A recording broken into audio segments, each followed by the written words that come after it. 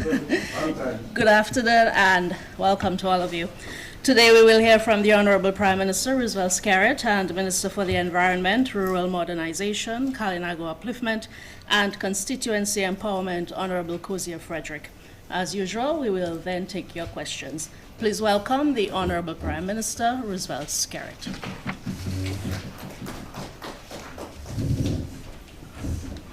Morning, everybody. Morning to the press, and good afternoon to those following the press conference. This is in keeping with our commitment to meet with the press every fortnight, and I think so far we've been keeping true to that commitment, time and schedule permitting. So I want to thank you again for making the time to be present. I want to, first of all, apprise you of a new development with our tourism industry. You would have noticed that Dominica, as a destination, is enjoying a period of high visibility and glowing reviews in top industry publications. Just in the past 2 weeks alone, Dominica was named to at least 3 highly regarded lists, including features on CNN Travel and Time magazine. These are encouraging signs that we are on the right track with our efforts to position the destination as a desirable option for travelers seeking a unique vacation experience. I want to take this opportunity to commend the work that has been done at the Discover Dominica Authority and to the many tourism stakeholders, especially since the onset of the COVID-19 pandemic, to promote the destination and keep the industry thriving. Dominica, however, has some more work to do in order to transition into a global brand and the most sustainable, climate resilient destination in the Caribbean. As part of the reset promised by this government, we want to strengthen our tourism authority into a more strategic entity to lead market diversification and penetration and place the sector on a sustained growth trajectory.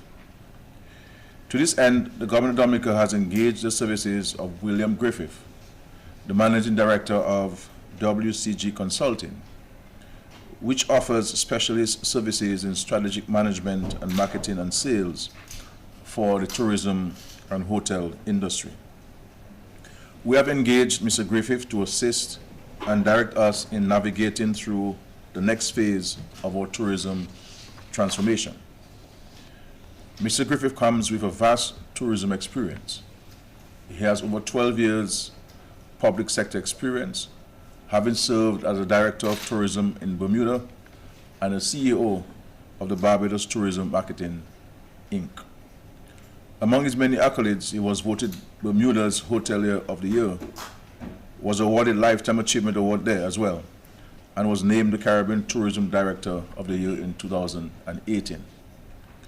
Mr. Griffith's scope of work, in the first instance, is to examine and recommend solutions for building tourism awareness locally, explore training opportunities and the possibility of establishing a hospitality institute, and examine the current business model of the Discover Dominica Authority with a view to strengthening capacity and effectiveness.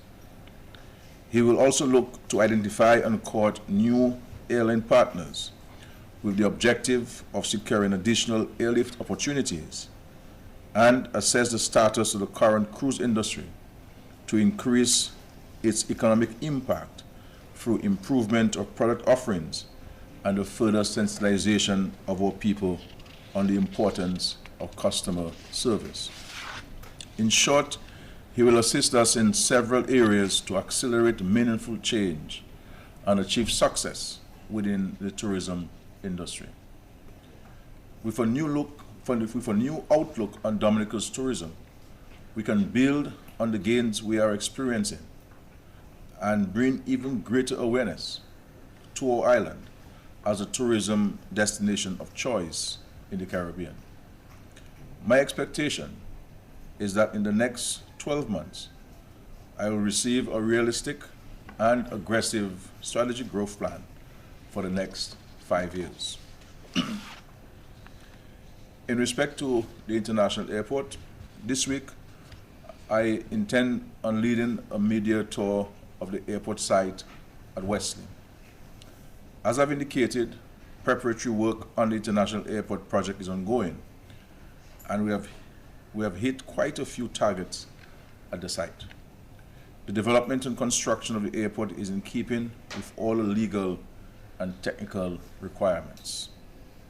My office will make the necessary arrangements and inform the media shortly of the specifics. I look forward to bringing you and the people of Dominica along for a look at the work we have done so far. As you know, as I said, work has been done on preparing the site to set the various aspects that will aid in the construction of the airport. And so that's why you see a lot of clearing taking place in certain particular areas, of course, to do further geotechnical surveys on the site. Once those things are in place and all of the necessary legal and technical requirements have been set aside, then you will see the full steam of movement. We have also been in touch with owners of equipment. They have sent us a proposal, and we are facilitating the discussions with the contractor with a view to having those pieces of equipment that are locally owned to be engaged at various times during the construction of the airport. And of course, several people, just in with the boat coming in, the port has been able to make a significant, well, they have been able to receive a significant check, I would say, just by clearing the boat. And a number of local transporters, people with the ability to haul equipment and so forth, have been used to transport out the heavy equipment to the airport site. So things are shaping up. And so, because we understand that the International Airport Project is for the people of Dominica and for the future of our children, at every stage you must be kept fully informed and become invested in the successful completion of this important project. So we look forward to the site visit, where you will see, you will smell, you will hear as the media, and you'll be free to ask questions to the technical people on various components of the airport, taking you from acquisition to construction of the homes, construction of the lab, the equipment that's in the lab, to the construction of the office spaces, to the geotechnical surveys that have been done and how many boreholes have been dug so far, and even making arrangements for the respectful transfer of some remains of some deceased people to new locations, working with the families to facilitate this, the government covering the cost of the burial, and the families have given us the dates, and so we're now waiting for them to arrive so that we can have the bodies relocated to a place where family and friends can continue to pay their respects to the fallen family members. So we're very careful with how we approach this, and I think the visits from the media would be very helpful.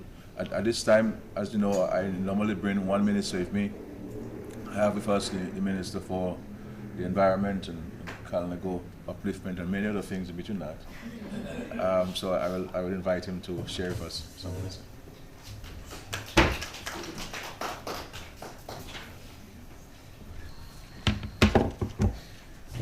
Good morning, members of the media and the listening public. I serve in the Cabinet of Ministers as the Minister of Environment, Rural Modernization, Kalinago Upliftment, and Continuous Empowerment. And in so doing, I do lead the charge with a number of departments, but also we are also tasked with overseeing some projects. So we do have the wildlife Forestry, Wildlife and Parks Division, the NEP, the Carnago Affairs Division, Solid Waste, the Dominica Solid Waste Management Corporation, and we do have the assistance of a parliamentary secretary who is primarily in charge of the Constituency Empowerment Department. And we do have a number of projects that liaise with departments of government and also international institutions. So I'll start off with a brief overview of the happenings at the Forestry and Wildlife and Parks Division. We have ongoing works with our nurseries and also the national trails. In regard to the nurseries, we do have 6 nurseries across the country, and they are namely in Menvin 1 Mile, Portsmouth, Soufriere, Granby, Dalis, and Bells. And these 6 nurseries are all staffed by interns from the NEP, with guidance from the good folks at the Forestry Department. As in regards to the trails, we are spending a significant amount of monies to rehabilitate the Middleham Falls trails, Shimelita, Syndicate Nat Nature Trail, the Cabbage National Park, the Berry Lake, and also the Freshwater Lake. So we are continuing this work, and we are now in the process of completing the audits of the National Trail with its 14 segments across the country in collaboration with the Ministry of Agriculture and also with support from the World Bank. An important part of the ministry, though, is really the National Employment Program. And I would like to spend a little time on this. It's such an important intervention that I think for the most part is fairly misunderstood. And so we have various components in the NEP. We have people engaged in the public sector across departments of government. There are folks engaged at the Dominica China Friendship Hospital. There are folks who are full-time interns in private institutions across the country. There are also some institutions who are assisting, and so we have a 50-50% partnership, where we pay half of the salaries, and the institution pays the other half. We do have a number of folks at schools across the Dominican space. We have folks within the constituency offices, and we also have the most famous one that normally we ascribe to NEP, which is the cleanup and beautification aspect of it. So in total, we have a little above the public service numbers. We have 4,352 people engaged in the NEP system across the board. And so just this year, we have spent over $29 million in the NEP. So which is a significant amount of money. And I'll tell you folks, this is all indigenous funds, local monies that we're able to raise to do that. And an important part I would like to highlight here is the significant amount of money we spend within the private sector. Yes, so the small shop owners, the barber shops, we do have people engaged at the guest houses. And in that sector, we spend on average monthly over $600,000. That means the government is investing that amount of money in the private sector. And so one of the things I want to leave with the listening public is the fact that we do as a government support wholesomely small enterprises. And I also want to encourage and highlight the fact that the small business agencies must also continue to work with us to engage that they could rope in and bring in on a permanent basis the folks who are engaged within the NEP. And so we have a significant amount of workers, and on a monthly basis we do spend about $5.8 million on a monthly basis to ensure that the smooth running of the NEP occurs. And to remind the listening public that the NEP is not just the beautification part of the project, but it goes across the board into government services and also private sector. I also do have the opportunity to oversee the workings of the Carnago Affairs. It's something I'm very passionate about. I will not spend so much time, but to say that we do have 2 significant projects. One, we are collaborating with the CDB to ensure we build resiliency within the Carnago space. The end product is a multi-purpose emergency shelter, but in the interim we are training people at the hamlet level, the community level, to be able to manage and maintain that facility once it's built. And so we're building capacity at the Carnago Council, empowering local governance and encouraging local development. And so we have a commitment for the CDB through the Canadian government over $2.1 million in that project. But also to note that government is also making a significant contribution. It appears to me that every other day it increases. And so we are moving from over $600,000 from the government's end to almost maybe $1 million in the coming weeks. And so we will have this project, which is a wonderful collaboration with an indigenous Caribbean agency, the CDB, but also with the government, and working to empower the local government and the local government system at the community level. But to say that one of the biggest interventions in the history of the Carinago space is really what we call the KDF. And that should be like a KFC. KDF, everybody should remember that, is the Carinago Development Fund. It's a fund that is established to ensure that the First Nations of our country have an equal opportunity to access monies, to build their own enterprises, and to build their own resilience, and to develop their own capital. And so the government has invested a significant amount of money in that project.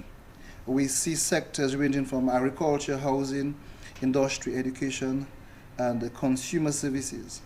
And we expect in the coming budget cycle to have an increased allocation of monies. So we do have folks across the board. There are more than 20 folks who already access that funds, and they have accessed significant amount of money to make investments. So I just want to encourage people within that space to use the opportunity to invest and to make strides to have the development at their own time in their own hands. And I really want to thank the Prime Minister for his leadership on that, but also to thank my forebearers on whose shoulders I stand, Kelly Grano, Ashton Grano, Cassius Darrow, who started the project, and I could actually have it come to fruition at this time. We have also projects that are collaborating with international agencies. So we do have at the ministry a project we call very simply the EDA. It's an Enhanced Direct Access project with the GCF and the GEF. And we've been able to use that project to assist the government service through the PSIP, but also to look at targeting NGOs. And so working through the GEF, which is the Small Projects Grant, we have been able to assist the Atkinson Disaster Committee with a project cost of more than $300,000. The Giordel Eccleston Consumer Cooperative Society Limited, we're looking at in excess of another $300,000. Monroe Trade Development Committee, more than $600,000.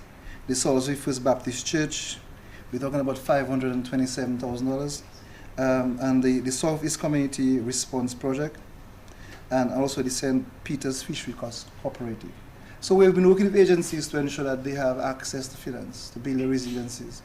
So this project has moved beyond the remit of the government system, but also working with a massive project like the Global Climate Fund. And I really want to thank the leadership at various levels of the project, even starting from our present CAPSEC back in the day when she was a permanent secretary, to see that project come through. We've been also able to partner with an international agency. So we have the United Nations conventions for decertification. And we have a project called the PISLM, which is the Partnership Initiative for Sustainable Land Management. And I so happen to be the chair of the high-level forum at the ministerial level in the OECS. And it's coming out of a meeting in Trinidad, and we have been able to use Dominica's best practices to enforce that project. And so in the coming months, we will see more than 12 countries across the region joining this project. In the terms of the Dominican piece, we have a project called the Sustainable Land Management for Dominica. That's in excess of $13 million. And we're speaking about that $30 million US dollars is co-financing. So it's stuff that the government and the departments are all contributing. Because for some reason, we highlight the cost, we highlight the financing that is given by an agency, but we don't always factor what we ourselves contribute. So within the GEF project for that intervention, US $1.7 million is the financing from the GEF. But locally, we are contributing over $13 million. And so we've been able to look at developing more than 200 hectares of lands across the country, and to use proper what we call SLM approaches, sustainable land management practices, to restore free watershed areas across the region. We have developed more than 5 plans for 5 different parishes across the country, so we can better manage our resources. There are a number of things. We have created manuals for the extension officers. We have trained extension officers. We have plots where farmers can demonstrate what they have learned and pass on the knowledge to others. We have looked at managing the watershed areas in Batali, in Kulibistri, and La Plaine. And also we have been able to work with the NYC, National Youth Council, to train, as we speak, more than 500 youth in sustainable land management practices. So it is all working in the progress, and we're proposing to do more as we continue. I happen to still chair the high level forum, so I'm hoping to use my influence here to do a lot more in the region, and especially in Dominica. We do have a post-Maria project, which is directly related to the Forestry and Wildlife and Parks Division, and we have been able to finance and assist in the industry and to provide more than 10,000 seedlings. And with the work that's done and the resources we have, we should be able to do 10,000 seedlings per year. And we have assisted the division in procuring necessary equipment in excess of $600,000. And we have also engaged more than 20 youth in the importance of the forestry sector. And so we have been doing this across the board. So we have had a number of collaborations at the international level and also at the local level. I come from the Salbe constituency. It's a place I love. We've been able, for the most part, to do a lot of housing interventions. And the HRP appears to reside in the Kainago space. And I will not say the numbers, but it's a significant number of people who have benefited from the HRP, which is the Dominica government's housing recovery project. And we also have collaborations with the EU. I want to thank the leadership of the Prime Minister here, Dr. Roosevelt Skerrit, for allocating all of the 50 homes within that space. To date, we have delivered more than 18 homes, and we have 32 more prepping to be delivered. For the Atkinson part of the constituency, which involves Atkinson and Trizzel area, we are doing the Pont-au-Pied Link Road, which is a BNTF project. It is very significant because it will link the Kainago space with the Trizzel community. It will use an old traditional road, and it will open new lands for housing development and also for easy access in terms of emergencies on the East Coast. And we have the general new East Coast Road, a bit dusty now, a bit rugged now, but you can well imagine when it's done, it will be a wonderful drive through this space and to get easy access to the international airport once it is done. And of course, that space also benefit from all of the social safety nets. So NEP, 65 years and over, public allowance, all of it. So all of the programs that the rest of the island benefits from, the Kainago spaces also benefit from that, and also the Salbe constituency by extension. We've been able to collaborate within that space with the Ministry of Agriculture to develop the agro-processing sector, more specifically the cassava production. And we have worked in collaboration with UNDP to procure more than $10,000 US dollars worth of equipment to develop the sector in the Trizzel area and also in Sensi and Salbe. We've worked also in collaboration with the Welfare Division to look at child abuse prevention and also basic parenting. And so this ties in nicely with the Constituency Empowerment Unit that we have in the ministry, which is led now by Parliamentary Secretary Darren Lloyd. And we will have access to more than $100,000 in the coming months, weeks to do projects and programs. And we have a good model in the East. We do have a backyard. We took on the call by the Prime Minister to do backyard gardening in the East Coast to ensure we have a good supply of food. And also we have also tasked with setting up and assisting all of the project offices and the constituency offices across the island.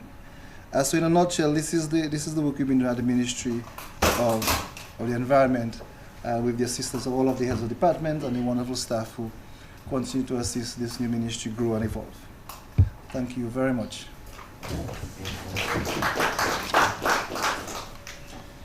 Thanks to the Honorable Minister for such a comprehensive overview of his very expansive ministerial portfolio.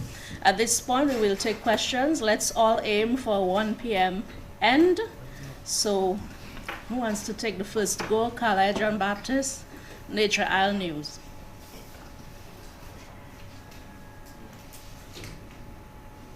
Okay, the first question is, PM, the U.S. Security and Exchange Commission, SEC, has charged its founder, Justin Sun, and I know recently the government got involved with entered into an agreement with that company. Can you tell us how concerned government is, because we know a lot is being spoken about that company, and what, if any at all, actions you intend to take as it relates to that? Also, we've been hearing a lot of talk about a recent order by the Justice by the High Court in Dominica, where 2 containers belonging to Justice of Appeal, retired Baptiste, continues to be at the port, and seems clearly in contravention of the Section 15 of the Supreme Court Order Act and Section 10(6) of the Salaries, Allowances, Conditions for Judges, and that continues to be at the port. The court has made a ruling on that. What is the next position for government? Thank you. With regards to the question on the securities of the United States and Justin Sun, the government of Dominica is not perturbed at all by this. There is no involvement in the government of Dominica in this matter whatsoever. There is no naming of Dominica or the government of Dominica in this matter whatsoever. Nothing at all. But on the broader question, the broader perspective of this question, we in Dominica, we have to move away from this. I mean, I met the Prince of Wales when he was the prince. Now he's the king. Is that my responsibility for him being the king? I mean, I met Sarkozy. President Sarkozy. Both when he was a minister and when he was president, he fell into problems with the law. I mean, you see, I have a photography for him. What does that do? What does that have to do with me, or the country? I have no problem when people ask legitimate questions as you're doing. But in Dominica, we have to move away from this attitude that anything that we believe could bring Dominica down, that some of us are celebrating it. We need to get the facts of these matters, and then inform of the facts, and not innuendos and aspersions and improper motives and seeking to bring the country down. So we're not at all put by this. There's absolutely no involvement in the government of Dominica in this whatsoever. I mean, the issue of Bitcoin and cryptocurrency is a global phenomenon now. Even in the United States, the Fidelity Bank offered people to participate in cryptocurrency. In many parts of the developed world, this is being done. Obviously, the issue of cryptocurrency and so on, because it's not regulated by central banks yet, there's an issue of proper regulation, but it's a global phenomenon. It's a global phenomenon, and I think that it's important that countries like ours, we need to look at the opportunities that these things may provide for our young, trained, excited young people who are looking for opportunities, for higher pay, to create a better standard of living for themselves. We must not appear to let the entire world run with it, and then we're trying to, 20 years later, try to do that which many countries have done. And so, in all of you, I believe that it's a matter I've been raising within the Caribbean community for a couple of years now, that we need to explore this thing. I'm not saying that let us join it. I'm not saying let us participate in it. I'm not saying that. But should we not explore it so that when it comes to a point where central banks in various parts of the world have decided to provide oversight and regulation for this, then we're fully knowledgeable about it, and we're fully informed about it, and this is what it is, and so this is some of the things I believe that we have to do. I've met many young people in this country, Dominican citizens who are resident here in Dominica and overseas, who are involved. There are many Dominicans who are involved in cryptocurrency arrangements. Many Caribbean people are involved in it in various levels and various forms. And I'm not saying that tomorrow morning let's sign an agreement and let's start as a country involved in it. No, I'm not saying that. I'm saying that we need to inform ourselves about these things, educate ourselves about these things. What are the opportunities? What are the downsides of these things? What are the upsides of those things? So that we have education. We have information about these things, and this is what we say. So you'll not regret it?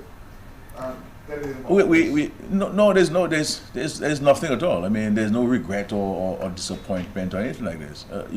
We signed an MOU. That was it. What somebody is involved in, whether in their past years or future years, has no bearing on us. The Dominicans who go to the United States having received green cards and they get deported back to Dominica because they found themselves in difficulties with the law. I mean, do you blame the green card system of America or the citizenship process in America, or do you blame us? No. I mean, everybody must turn on his own 2 feet in respect to whatever questions whoever has to answer from any entity anywhere in the world, Dominica included, and so forth. But that's what it is. We're not questioning what the SEC has done on the basis of that's matter for them and Mr. Ambassador Son to deal with. That's nothing to do with us and so on. So that's a matter for the SEC and for them to determine what the issues are and so on. But all I know is that normally when the SEC put those charges before it is not a criminal charge. It's not criminal charges. It's an infraction of their standards and their regulations, and they may impose a financial charge on you. You don't have to plead guilty, or it doesn't determine your guilt or innocence or whatever it is. There are many banks in America, Wells Fargo, and banks in America have been fined by the SEC for regulations that they have violated or they're not adhered to. These things happen almost on a daily basis. So we're making a big hoopla about this thing in Dominica that doesn't determine the price of sugar on the shelf in Dominica. That really doesn't make sense to me. Because I've heard I've heard not the opposition, the United Workers Party leaders say that you should stop. Which one is that? Which leader is that? I'm talking about Thompson Fountain. Thompson Fountain, okay. He having a background in finance, saying that we should cut that tie. Well, I mean, I don't think anybody should rely on what Dr. Fountain says on anything as a basis of reference. So I will not react to that at all. I won't react to that at all. In respect to Justice Baptiste, it's unfortunate the matter had to go to court. I don't agree. You're saying that the government has violated the Supreme Court Act is not correct. It's not correct at all. But that's for a court of law to determine. For me personally, I believe that the Parliament may need to expressly pass legislation to deal with individuals like justices of the courts, head of a regional international organization, that if these people are Dominican, they were recruited from Dominica, in their return to Dominica, that all of those things that they're bringing in should be brought in with no hindrance by way of custom duties and taxes and so forth, because people have made contributions to the region, they left Dominica and worked overseas. But at the end of the day, we're a country of rules and laws. And if a law does not allow the customs to facilitate something, the custom won't facilitate it. Because every one of us under this cover of the country, our actions are determined by the Constitution or laws passed by Parliament. In respect to a judge of the Supreme Court, it is the Supreme Court that is mandated to cover the custom duties and the charges on behalf of retiring judges. We've had retiring judges here who were subjected to the same process, Justice Allen and Justice Olome Edwards, all of whom paid the duties that they were supposed to pay to clear the motor vehicle into the country.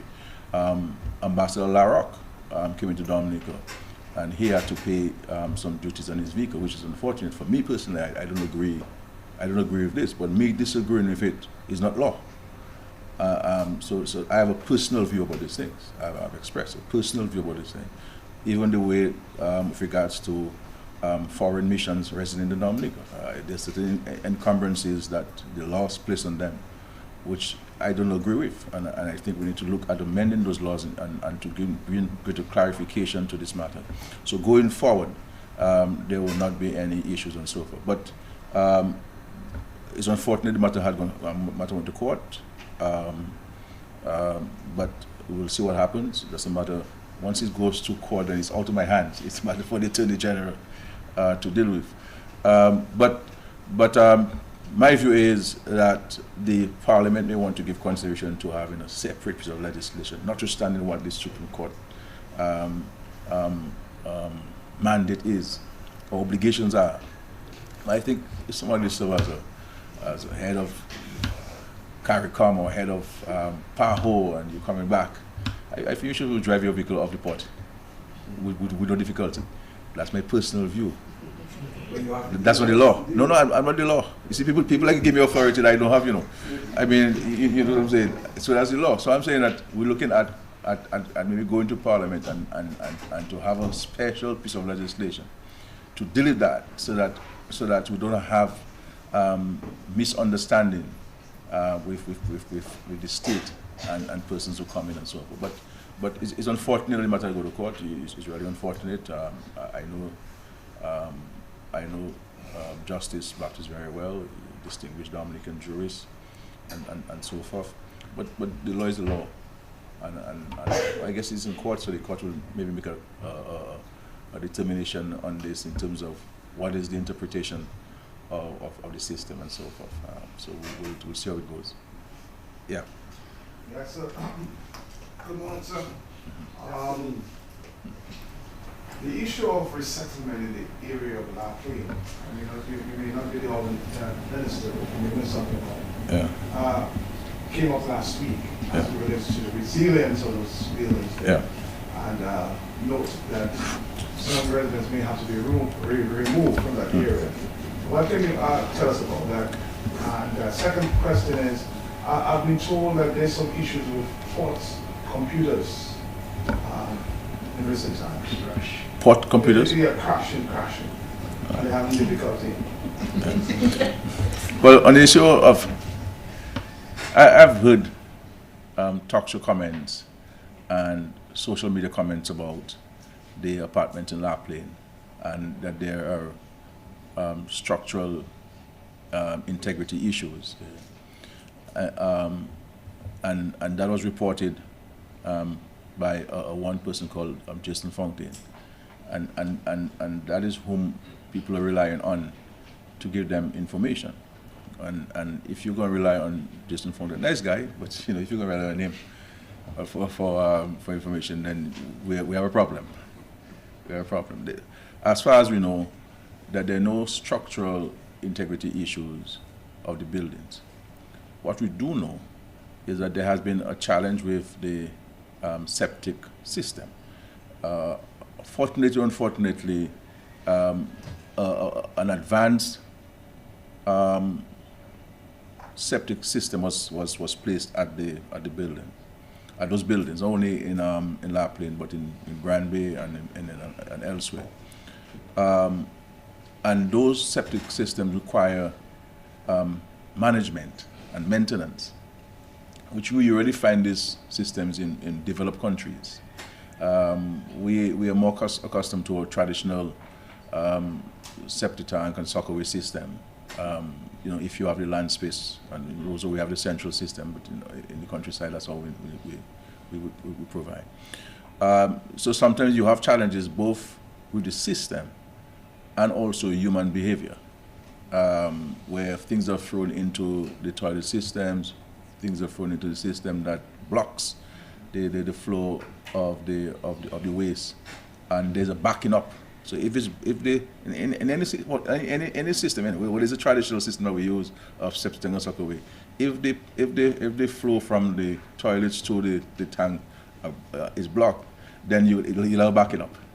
You understand? And that's what's happening.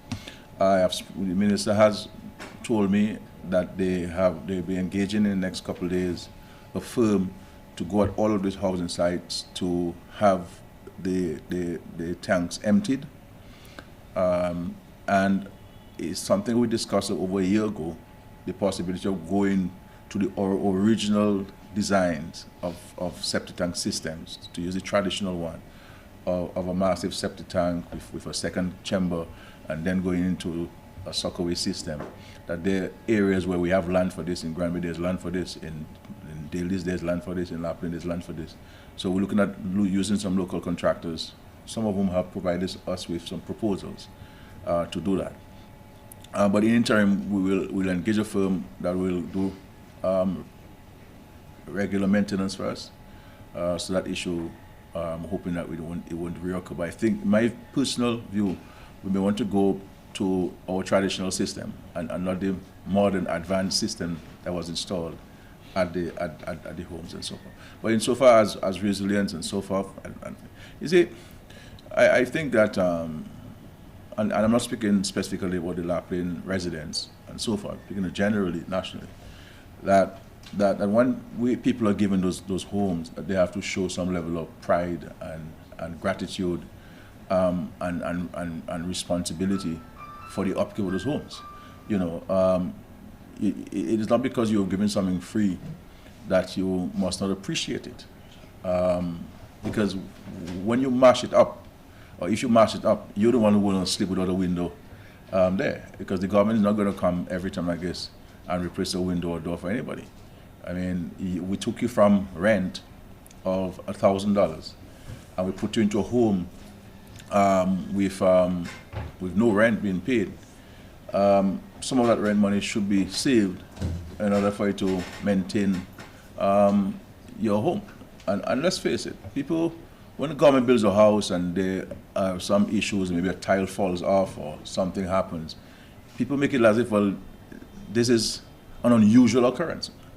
We build homes, we go to the banks, we take a loan, we give a contractor to build a house. There'll always be an issue. This is why there's a period of liability. So anything that happens, let's say within 1 year or 6 months or 2 years, then the contractor has to do the remedy. In our case, when we build homes privately, we never have this clause in the agreements. Some of us don't sign agreements with any contractor. We just agree on an amount and we just pay him for the time. But things happen. A pipe bursts, guy plastering and he knocks a 2-inch nail into the pipe. Then you're there, you wonder where the water is coming from. You can't figure it out. The plumber comes, and cuts your bathroom, no leaks, and you find out that it's in the concrete slab that the leak is. You either have to abandon that connection or dig a trench in the concrete slab to get to it. So these are unusual occurrences, and we have to move away, because when we do these things as a society and we make these things an issue when they're not issue, I mean, what kind of example are we setting for our children? And then we say, well, why are your children like this? When we were growing up, we're not like this. Of course you were like this when you were growing up. That's why you're like this now. And that's why you're passing on to your children. So we have to send a sense of ownership, a sense of responsibility, a sense of pride, a sense of gratitude for people who receive, So it's something that we really need to address, and not making these things political and believe that people are going to black eye myself. It's not going to happen, because when you're doing the Lord's work, there's not much people can do that can form against you. Yes. Any other questions, please? Yeah. Good morning. Oh, the port computers. I'm not aware of the port computers. I mean, the port has more staff than the Prime Minister's office. So I'm sure they're hearing you. So Badwill and all of this, Mrs. Valerie and Miss A whole set of people they have down there who can deal with this. We do this stuff and put computers. I'm sure Barry will have somewhere you can go buy some computers this afternoon or buy them in Miami and they come on the plane on Wednesday morning, Wednesday afternoon. So I really don't know where they put computers. Yeah. But I'm sure Barry would have heard you, and I'm echoing it so that they could, they could hear you on the spot computers crashing. Yes. Good afternoon. Prime Minister, I have some questions for you as well as for the Minister of Environment. So the questions are, what is the update with the reclassification project where the government review and edits the salaries of jobs in Dominica? In other words, where they will receive new rates of pay. My second question is in regards to a situation that was shared with me about this school in Portsmouth, the Passes Development Center. It has been shut down since I believe the 12th of December on the grounds that they were meant to do some further development, but someone told me that nothing was being done. So my question for you is, Prime Minister, in regards to inclusivity, what are some of the plans that you have for people, let's say, with autism or the differently abled? Because I have heard over the past few months a lot of complaints regarding that these set of people have no place to learn, and they are also supposed to think that's a right, education is a right, and people are demanding something to be done, especially in the regards of education. And my third question is, the raise in child support fees. Some women are just quickly requesting a raise in that regard. For the Minister of Environment, sir, this blue structure in Pokasi, I am just querying, is it, some people say it's a fountain, but we haven't seen any construction in that regard. The blue structure in Pokasi, the roundabout. So we're asking, some people are asking, when are we going to see further developments? Is it a fountain or is it just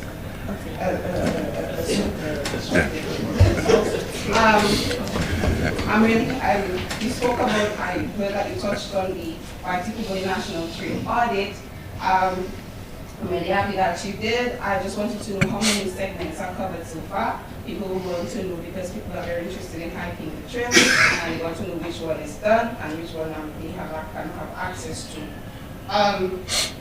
My third question is, do you agree with the government as kind of a queen on indigenous reparations? And do you intend to assist her to achieve this goal? And what intentions you have to assist her within her reign, this 1 year period? Yeah. You're coming with some serious questions. The issue of the reclassification exercise that was conducted, I think we have come to an end of the process in large measure, and is the intention of the government to include in the estimates in the budget coming up provisions for its implementation.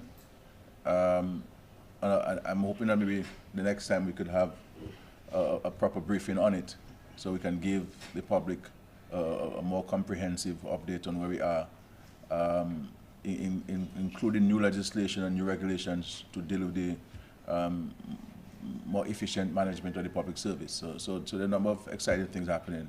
So maybe next briefing will provide an update on this so that we can give you more information to your question than just saying to you that we're certainly making provisions in these estimates coming up to deal with the reclassification exercise for the public service. But the reclassification doesn't only involve the remuneration aspect of it. It also deals with terms of references and engagement, job descriptions, how to make the public service more efficient and more responsive to the public that it serves, etc., etc., and how to be more productive. And so there are a number of very important aspects to it, and it has gone through a very comprehensive stakeholder consultation, and this is one reason why there's been a delay in its implementation, because you have to consult, and when you consult now, then you come back to consult, then another issues come up, and you try to give people an opportunity to share their views in an exhaustive manner as possible. So this will be done. The Parsi Center, I know they had issues after the hurricane, the challenges there.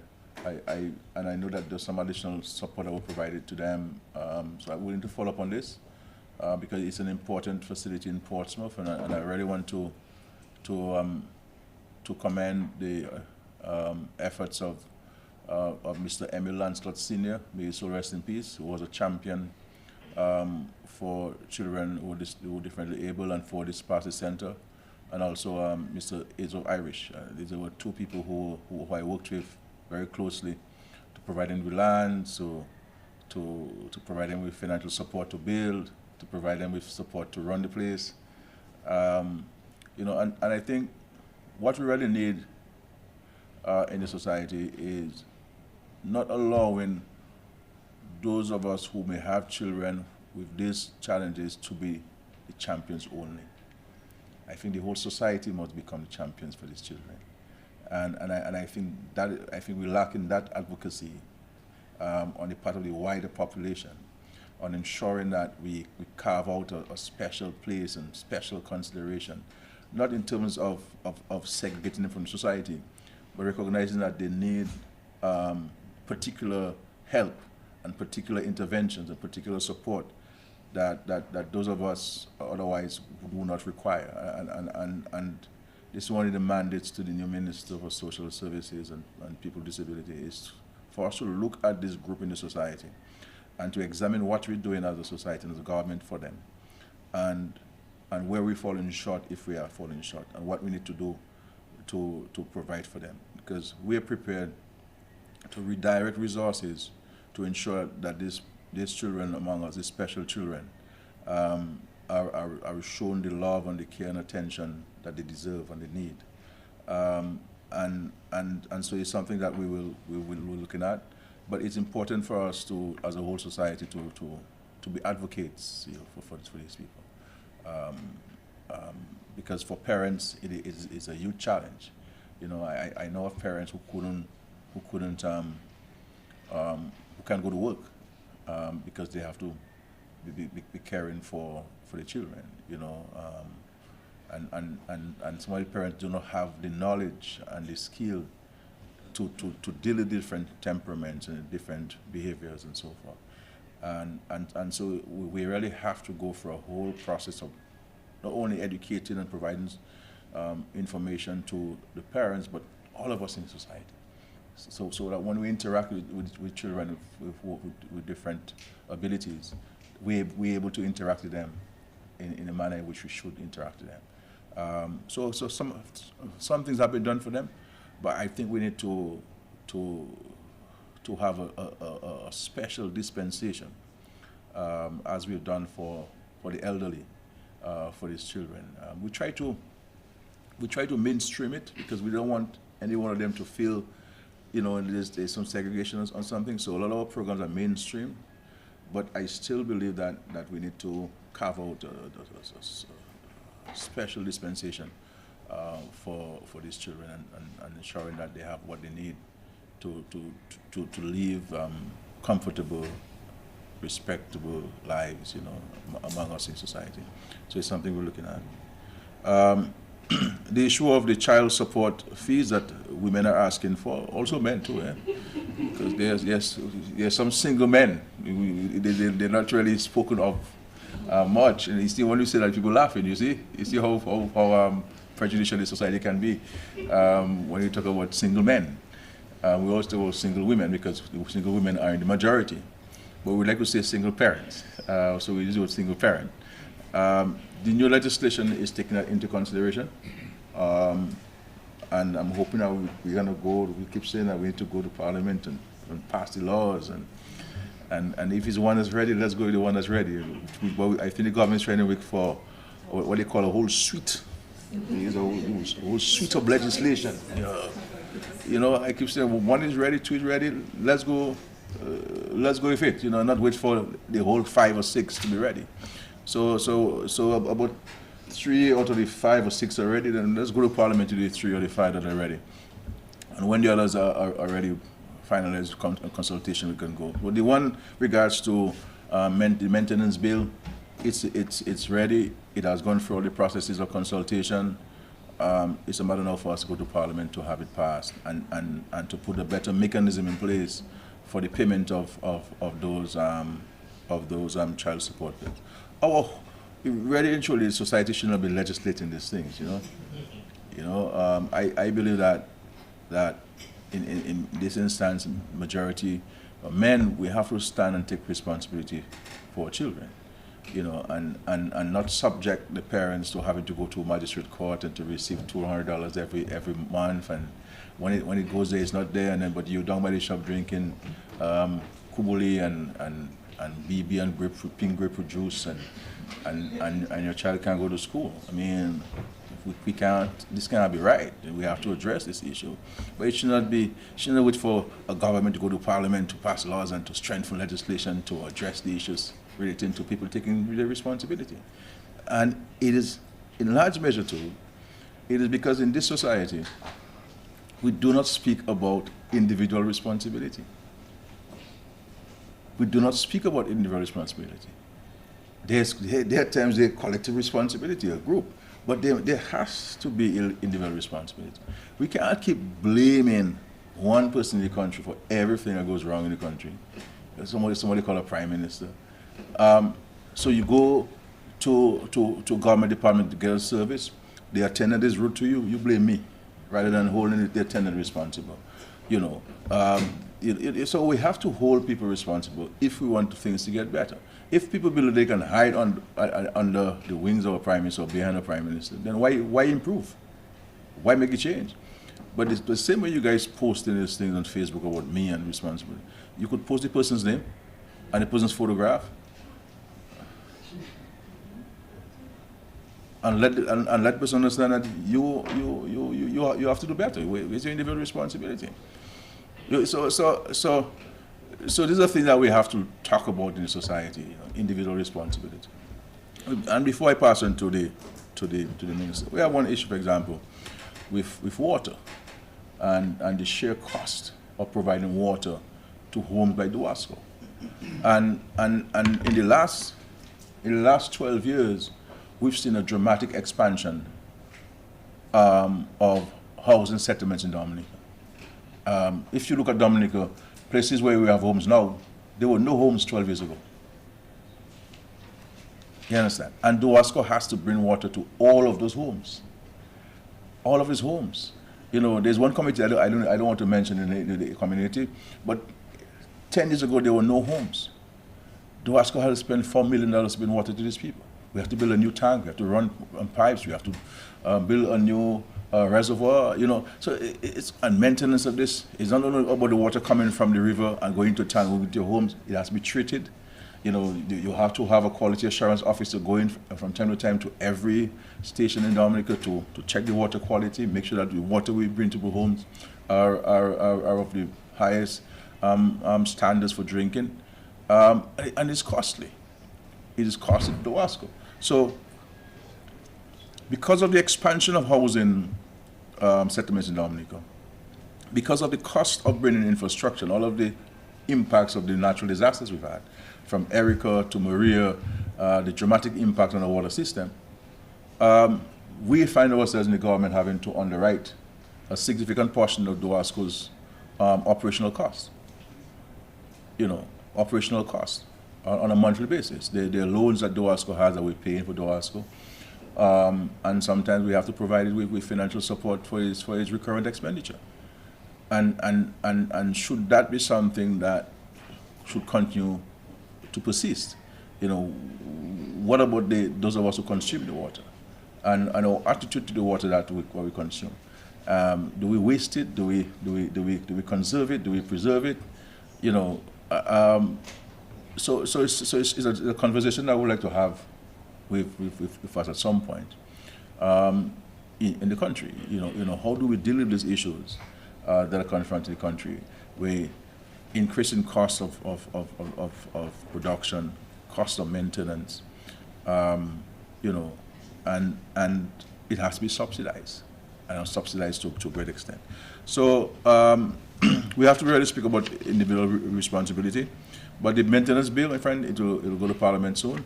It's ready, so that we can enhance the system that deals with maintenance and payments and so forth, etc., etc. And part of the bill, as I indicated last time, and you can go on the government website, I think it's there, also deals with children and their parents. Because there are some people who get in their parents' pension, and they have access to the parents' money in the bank, and they're using it for themselves, and not for the welfare and well-being of their parents. Well, the law is going to address that. The law is going to address that. That if you're receiving pension for your mother, you must use it to your mother. You see what I'm saying? I mean, you can't go and buy it for all sorts of fancy things, and then somebody passes by, especially News pass by and they take a photograph and video. I mean, has the Prime Minister come to your home recently now? Have you seen a power rep? But she's a pensioner. She's getting a pension. Her daughter is not, her son and daughter, they're not using the money for her well-being. Ask those questions first. Are you receiving a pension? Who manages the pension for you? You have money in the bank. Yes, I have money in the bank. My daughter is the signature on the account. Well, how come what's your daughter's name? These are the kind of questions that anybody who is an aspiring journalist or as they like to call themselves, investigator? Investigative journalists, or as the French say, journalists. You must ask those kind of questions when you're probing in this thing, but not questions that are, anyway.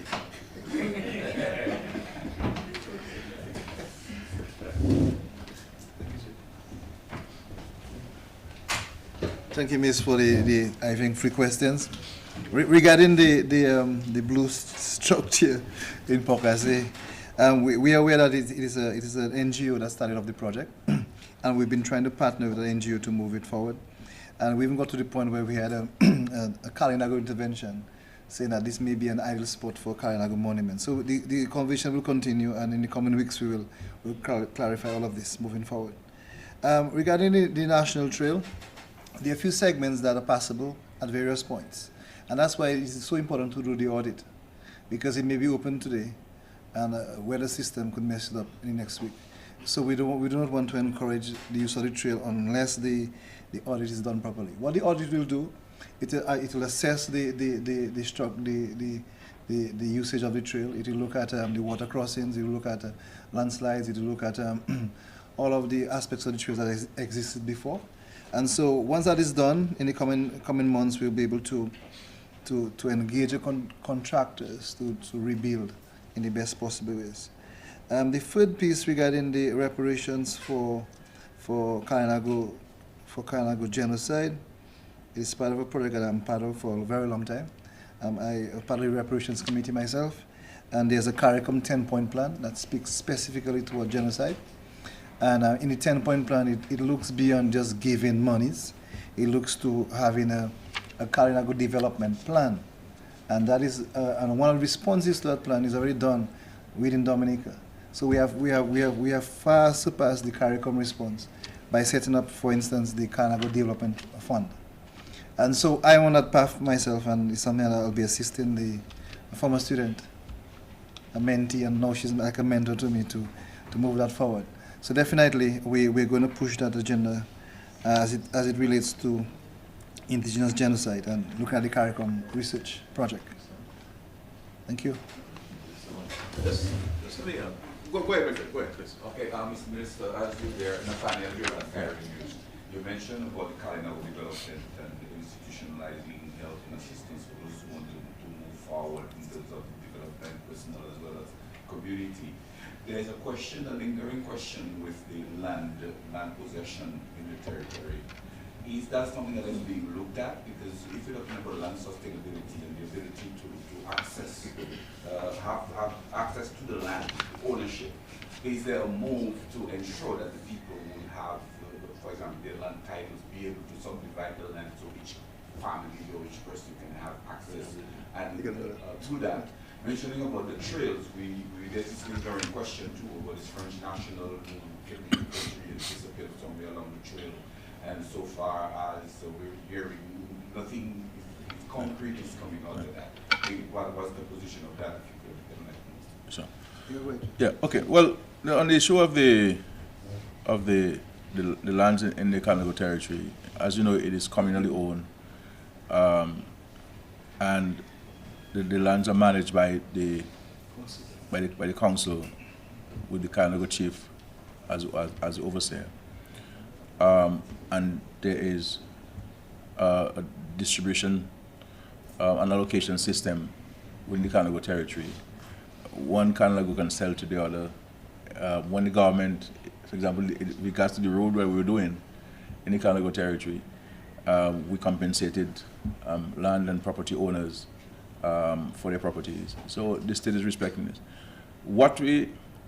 The issue of moving away from the communal ownership to a individual certificate of title from the register of title, it's a broader question which has implications for the historical definition of the Kalinago people. That the whole community spirit, that once you run the risk of that, where there'll be some that will be disenfranchised. There'll be some that will be disenfranchised, because even now, if we were to speak candidly, there are some people who have too much land in their name, and so even currently with the system, there's an issue of equitable distribution within the Kalinago territory of lands and so forth. What we are, as the minister indicated, what we have done, Mr. Dura, to facilitate the economic and social advancement and cultural advancement of the Kalinago people, is to introduce the Kalinago Development Fund. And one of the uncompromising, unnegotiated condition of those funds is that the investment must be done in the Kalinago territory, so we can build critical mass, create economic opportunities for the people in the Kalinago territory to help with the economic space.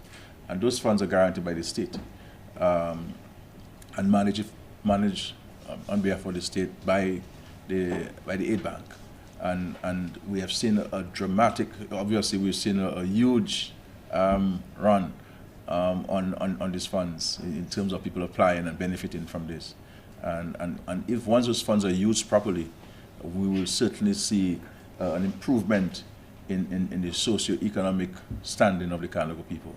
And we're committed to providing, in the first instance, obviously, we don't have as plenty money as we used to have before because of COVID and all this war. So we made a commitment to $1 million every year to this fund.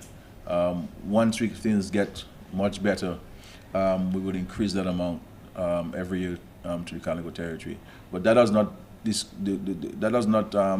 discount or disallow external agencies making contributions to those funds. So we're looking at engaging external entities as well to making contributions to that fund, so that the revolving aspect of it can really be seen. So it's important that people use those funds wisely. It's not because it's 2% money, let us go and get it and then let us burn it the other night. I always keep telling people or reminding people that money was never meant to be spent. It was always meant to be managed. And people have to learn to manage money and not spend money. And some people call it burn money. People, guys just burn money, and so money was always meant to be managed. No university you go to where they have money spending courses. There's always money management courses.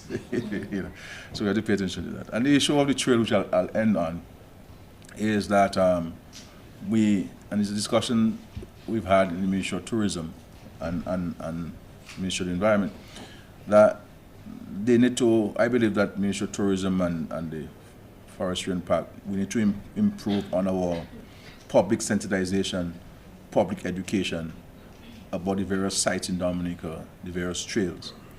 And we need to have a better system of making people, or informing people of the availability of tour guides to those trails and those sites. and have a system of dispatch, that we can have a better coordination of this, because that's a challenge. I've been to, maybe 80% of the trails so far, and there are some of them that have some difficult levels, and if you're not careful, you can find yourself staying back. So it's always better to have a helping hand who knows where the rock is to put your foot on, which rock you should hold, which rope you should hold, and where you should walk, and be careful with edge. So it's important that we have people who know the places, and our local tour guides know the places. We have folks going up to the Boiling Lake. Not even Dominicans should go to the Boiling Lake without a tour guide. Because it is an exciting walk, exciting tour, exciting view, but people want to touch the water. They want to do this. They want to come close to it. They want to, people travel with eggs, and they want to put eggs and hold the egg and all of this thing. We have to be very careful with this thing. I know that people get excited with the nature and what Dominica has to offer and so forth, but we're gonna have to put a better system in place to inform people of these things, because you come into a 3-road, where do you turn? A bad turn can take you somewhere completely out of where you want to go or where you think you're going. And so it's important that we address this, Minister, along with Ministry of Tourism, that we have a better system in place. There's some systems in place, I'm not saying they're not, and there are people who decide they do not want a tour guide. And so we try to dissuade people from going on these tours without a tour guide, because you could get something like that. You get a cramp, when you get a cramp, you're there by yourself.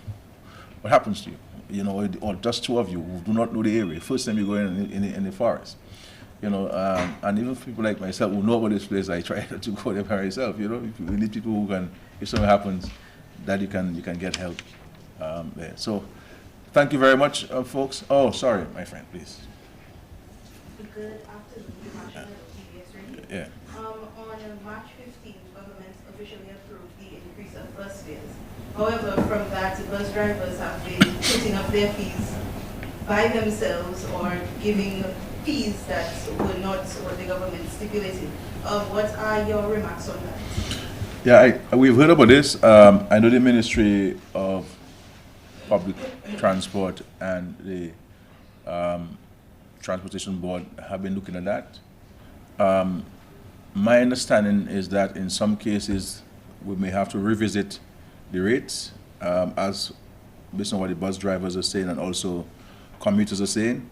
So they're looking at this to see where the tweaking needs to be done, where the changes need to be done. And so that's been done. I'm hoping that there'll be a report soon on this so that those issues can be clarified. But my only advice on this would be to caution persons against going to what has been published in law. Let's not make it a confrontational issue. We tried, based on the request of the taxi and bus drivers, to take into consideration their plight, increasing cost of operation, but we also had to balance it against those of us who use the buses, go to work, and to travel across the country. What kind of reasonable balance that we can bring, so that it is not dramatic on either party.